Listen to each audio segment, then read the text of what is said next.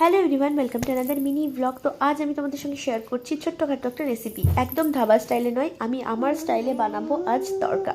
তো কড়াইয়ে তেল গরম করে নিয়েই তারপরে আমি ডিমটাকে স্ক্র্যাম্বলড এগ করে নিলাম। তারপর পেঁয়াজ, লঙ্কা, আদা, রসুন, টমেটো সব কিছুকে সুন্দর করে তেলে ফ্রাই করে নিলাম। একটু মজে যাওয়ার পরেই লবণ, হলুদ, জিরের গুঁড়ো, ধনের গুঁড়ো আর একটু গরম মশলা দিয়েছিলাম। ইনফ্যাক্ট আমি তড়কা মশলাও কিন্তু এখানে ইউজ করিনি।